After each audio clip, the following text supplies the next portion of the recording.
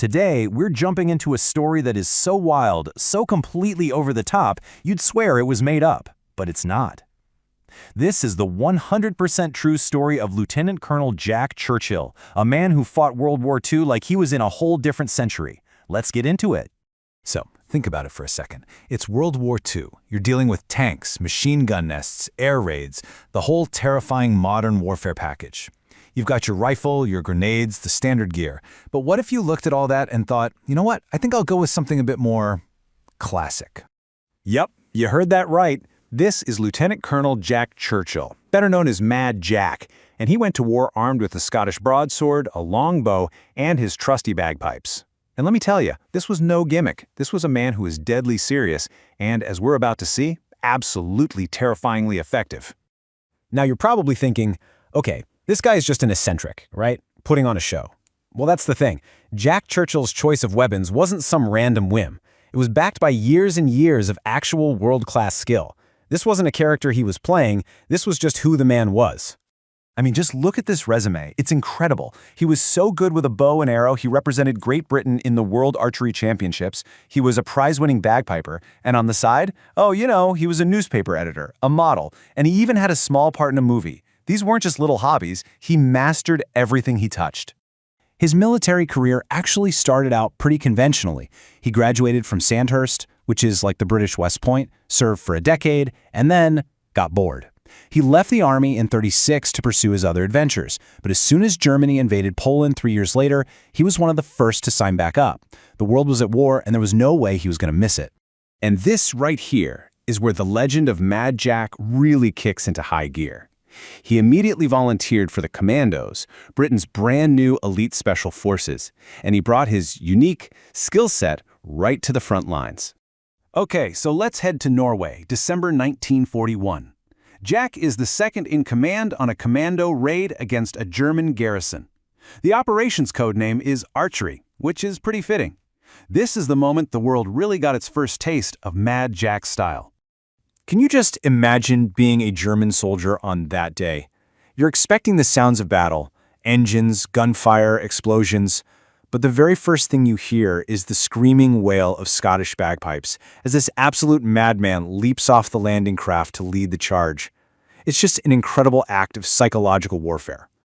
Now, we have to clear something up. The most famous story you'll hear about him is that he got the last confirmed longbow kill in history. It's a great story, but it's a myth. According to Jack himself, his bows actually got crushed under a truck before he could use them. But here's the thing. We don't even need that myth because the real, confirmed stories about him are somehow even crazier. All right, let's jump ahead to 1943. We're in Italy now. Churchill is commanding the No. 2 Commando unit. And yes, he lands on the beach in Sicily with his broadsword strapped to his hip, his bow and arrows on his back, and his bagpipes tucked under his arm. Okay, get ready for this because this next part is it's unbelievable. His mission is to take out a German observation post. In the middle of the night, Churchill and just one other soldier, a corporal, sneak up on the position.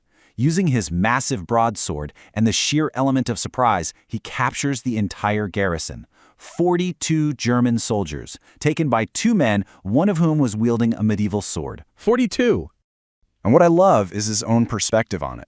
After they took the post, he marched all 42 prisoners back down the mountain, making them push their own wounded on carts.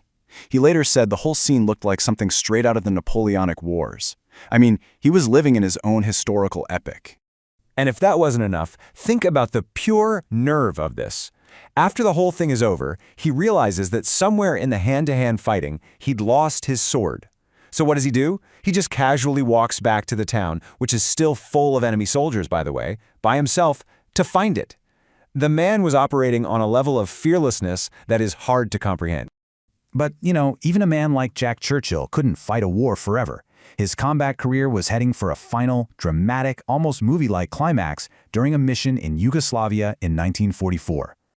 This picture right here really captures his whole vibe, doesn't it? Just calm, cool, totally in command, even with all the chaos of war around him. Keep this image of him in your mind, because we're about to see what happens on the island of Broch, where he led a raid against a heavily defended German position. So, the attack pretty much falls apart. Out of his whole force, only Jack and 6 other guys make it to the objective. Then, a single mortar round hits, killing or wounding everyone except him. So there he is, alone, wounded, the enemy closing in, capture is inevitable. So what does he do? He picks up his bagpipes and begins to play Will You Know Come Back Again, a defiant, sorrowful tune until a grenade finally knocks him out. So the Germans find this unconscious British officer with a sword and bagpipes. They were so baffled by him, and because of his last name, they just assumed he had to be related to Winston Churchill. So instead of just throwing him in a regular POW camp, they flew him all the way to Berlin for special interrogation. That mistaken identity probably saved his life. And true to form, Jack eventually escaped the concentration camp, got recaptured, and then just kind of walked out when the war ended. But that leaves a huge question. What on earth does a man like this do when there are no more wars to fight? He didn't stop being an adventurer. He just changed the venue. His quiet retirement was filled with his own brand of beautiful eccentricity. He loved sailing old coal-fired steamships on the Thames and building these incredibly detailed remote-controlled model warships. He lived a long, long life, passing away in 1996 at the age of 89. And his legacy just continued to grow. In 2014, almost 20 years after his death, the Royal Norwegian Explorers Club officially named him one of the finest explorers and adventurers of all time. It's the perfect tribute, really. He wasn't just a soldier. He was a true adventurer. And I think that's the question we're left with, right? Was Mad Jack this amazing, one-of-a-kind character that could only have existed in that specific time and place?